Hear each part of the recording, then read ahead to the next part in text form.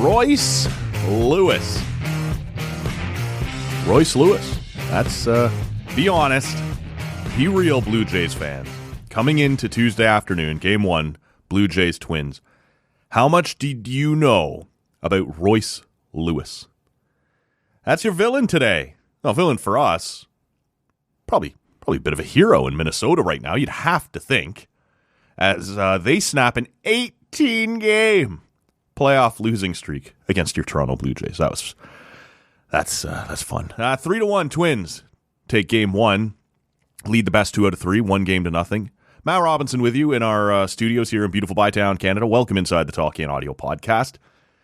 This will be short. This will be quick. Just some thoughts, before we kind of roll on. And I should let you know, we're jamming in another bonus pod. Man, we have put out so many pods for you guys over the last couple of weeks.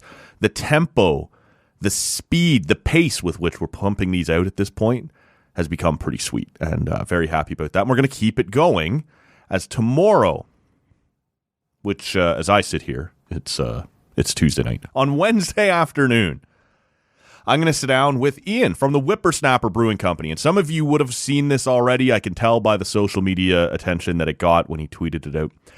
The Whippersnapper Brewing Company has a new beer. They happened to tag us in their tweet. Said it was coming out soon. I had to reach in. How soon? How soon can we do? And it turns out Wednesday is the day. So we're going to have Ian in here. We'll talk a little about the brewery. We'll talk a little about the beer. We'll talk a little hockey. Ian's a good guy over there. We've talked a bit about the Whippersnapper Brewing Company here over the last couple of months. And so it'll be good to actually have him on the show. But as we circle back to what happened on Tuesday afternoon, Royce Lewis. Royce Lewis was drafted first overall in 2017. Ton of hype behind this guy. And it just didn't click for a while. Ran into some injury troubles.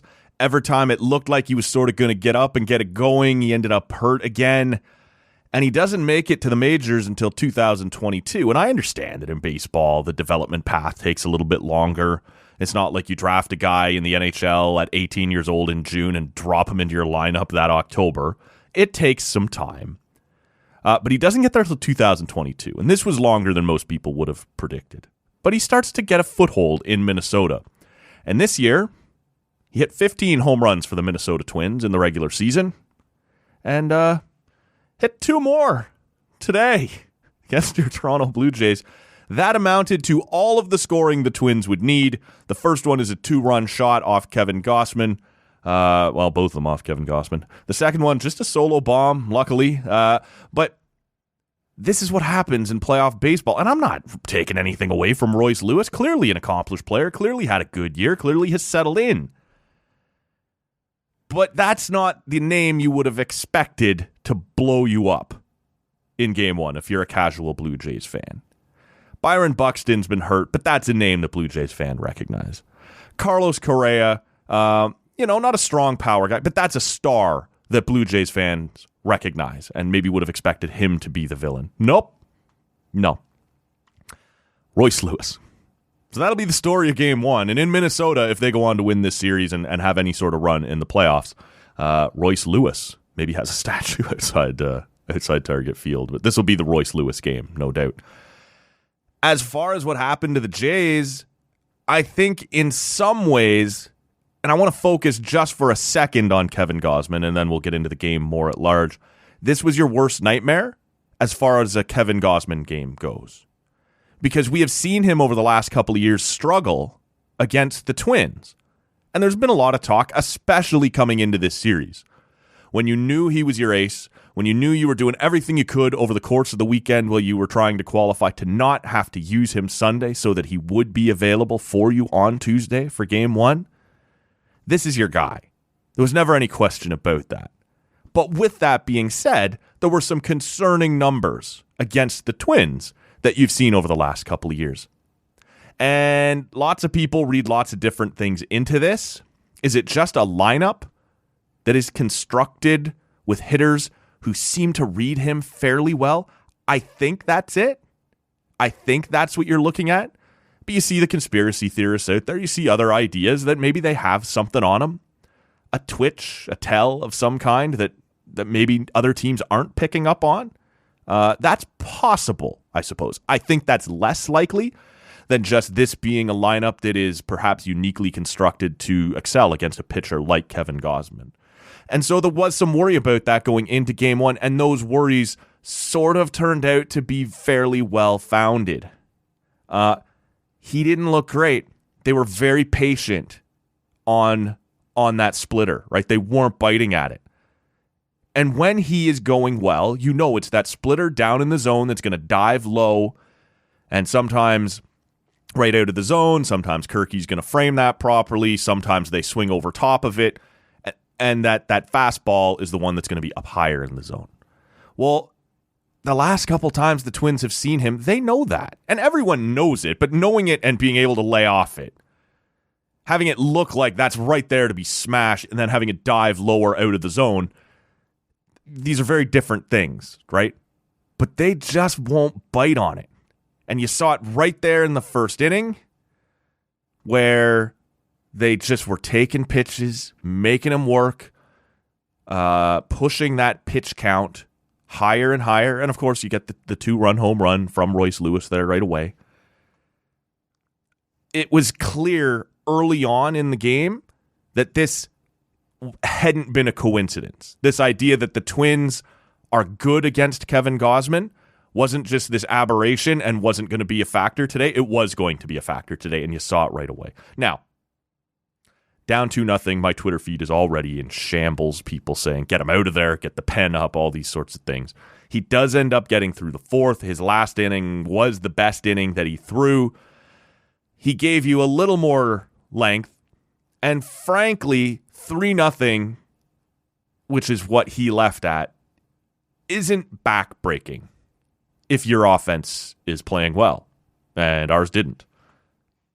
It's not what you want. You want what Pablo Lopez did for the Twins, which is come out and baffle our hitters, although a lot of people have been baffling our hitters.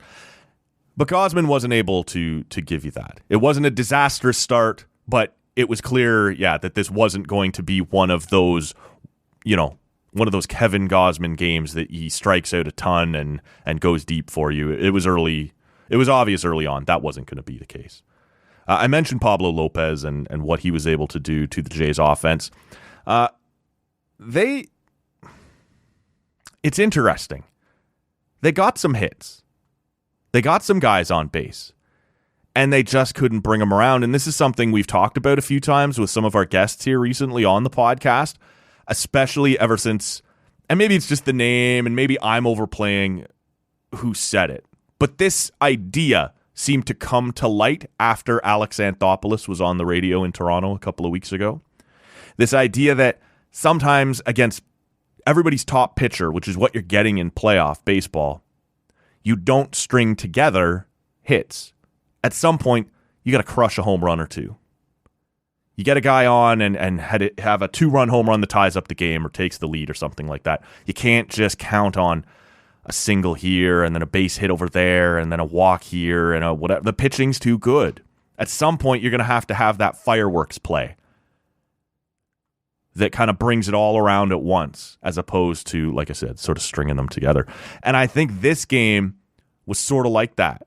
We saw some guys make some contact, I think, immediately late in the game, of Chapman going all the way out to the wall in center. But it just didn't come together for them today. And to me, and maybe it's unfair, we don't have to point fingers, it's one game, and this is the thing that I want to get to next. But like George Springer, who we've all been talking about as like, man, a playoff guy, right? Has some World Series titles with the Houston Astros, regardless of what we think of the Astros and the titles that they won. A long history in the playoffs. 0 for 5 today. Not very good. Not very good. Bo got on base a couple of times. A baffling decision to me in the fourth inning where he rounds third with a guy like Correa still trying to play the ball at short. I see some disagreement on this. Luis Rivera, your third base coach, had the stop sign up telling Bo, don't go for it. You're not going to get there. He blows through the stop sign. He sort of slows down, but then he looks back over his shoulder, And he sees Correa doesn't yet have complete control of it, and he goes, I'm going for it. Well, this is Carlos Correa, and think what you want. He didn't quite have the year this year that some of his past years have been. That is still an elite shortstop, and he picks it up and guns Bo out at home plate, and it's not close. The stop sign's up for a reason. That's a hero play. And like I said, I've seen the other side of it. I hear people talking about, well, Correa didn't have control of it yet. Maybe it was worth the risk there. Not to me in that moment. It wasn't. You were starting to chip away a little bit. You were getting a couple of hits. I don't know. I wouldn't have gone for it at that point. That, to be fair, goes against exactly what I just said, that it's hard to string hits together. And so stopping him at third and counting on the next guy to get you that base hit, maybe that's the wrong play. I don't know. But to me, it didn't make sense to be running into an out like that at home plate and ending the inning, which is exactly what happened.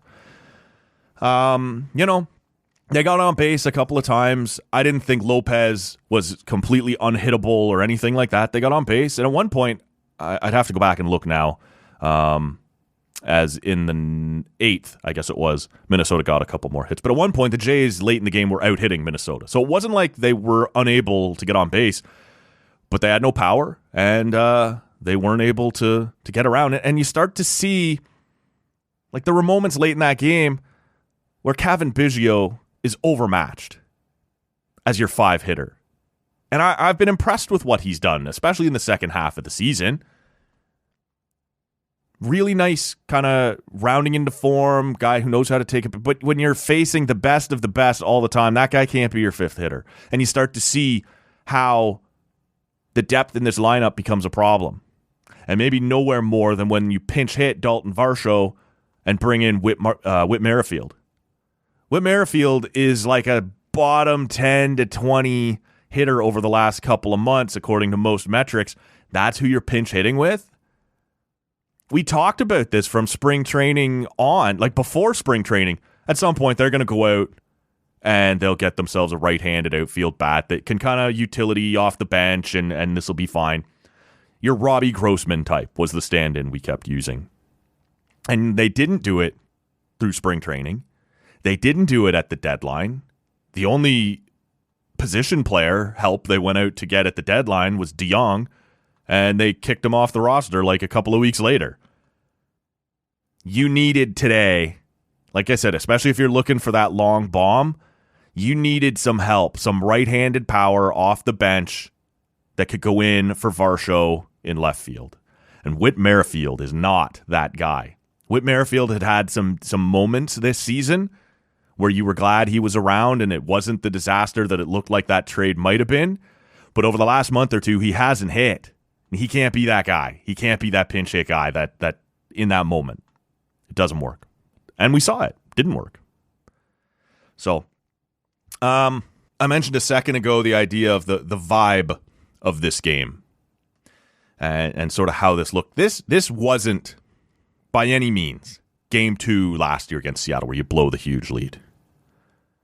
This wasn't you getting robbed by fantastic pitching and defense, although the pitching and defense that Minnesota ran out there was pretty good. Nice play by the first baseman right there to end the game when it looked like you were creating a little pressure with 2 out. Pablo Lopez was fine. Probably better than fine. I'm not trying to be an asshole about it.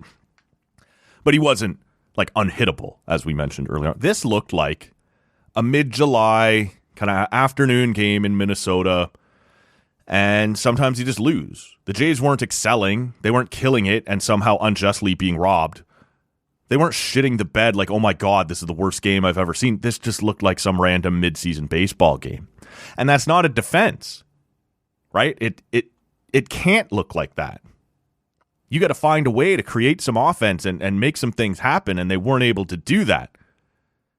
But this, for some reason, didn't feel like that playoff tension and everything is on the line and you have to make this happen right now. That desperation didn't really appear to be there for the Jays. And maybe it's hard to look like that, right? Like you can't just go up there and swing harder and have that work. You have to be patient. You have to wait. You have to get your pitch. I understand these things. But this game just didn't have that playoff desperation feel to it. And I expect on Wednesday it will. Win or go home. John Schneider said after game 1, everyone is available on the pitching staff. Jose Barrios is going to start. I I guess I'm fine with that. Jose Barrios had a pretty good year. The only other guy you would consider starting would be Chris Bassett, and they're going to save him for Thursday, Game 3, if it gets there. As I said, John Schneider mentioned after Game 1, everyone is available, and that came on the heels of someone asking, would you use Chris Bassett on Wednesday? And so I guess if he feels like that's something he has to do, he would do it. You have to stay alive by any means necessary. But I would be surprised if you saw him coming out of the pen behind Barrios. The question here is that Minnesota has some pretty good left-handed hitters sprinkled into their lineup. And Barrios hasn't had a ton of success. He's been okay, but he hasn't been great against lefties. And like I said, really the only other guy you would consider going to in that moment then to start Game 2 would be Bassett. And his numbers aren't that much better against lefties. And again, these guys aren't getting crushed by lefties, but you're talking about incremental decisions here, right? 5% here, 2% there. Like, where can I improve my chances just a little bit? And so these are the things that you're looking at. And in terms of facing those lefties, Chris Bassett is not particularly a huge upgrade over what Barrios is going to bring you. So, but everyone else is available. Kikuchi out of the pen. Maybe you'll see that for a couple innings if you have to. Most of the relievers that the Jays used on Tuesday in Game 1 only threw 15, 16 pitches. You can go back to them if you have to, although Jordan Hicks did not look particularly convincing. That's a little alarming because over the last week or two of the season, Jordan Romano didn't look particularly convincing, and those are your closer types, should you be in a tight one late with a lead. I'm not really sure why you used Hicks here. I get trying to hold it and get yourself one more chance, in the ninth inning.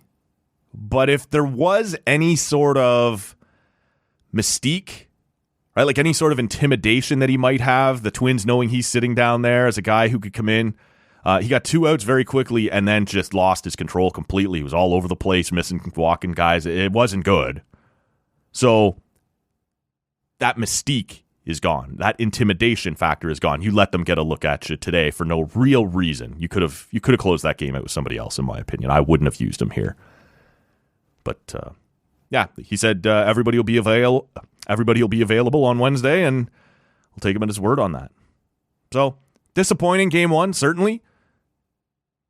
But like I said, looked like a random midweek game in mid-season somewhere. And just as often as not, you come back and win the next one the next day. So it'll be Sonny Gray on the mound for Minnesota. He's no joke either.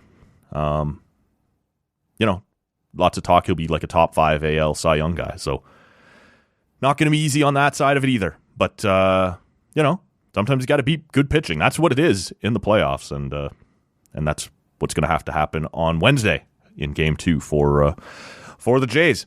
That's probably about enough for today. Don't forget, we're going to jam in an extra episode here with Ian from the Whippersnapper Brewing Company over the next day or two. And if you've missed it, episode 1174 is available now.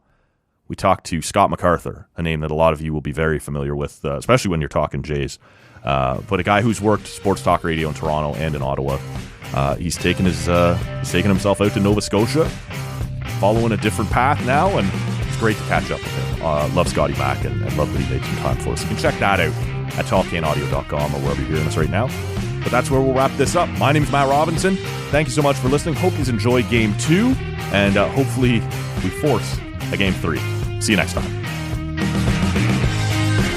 That's it. I cannot work under these conditions. If anybody wants me, I'll be downstairs at McDougal's. Call the weekend guy. I don't care.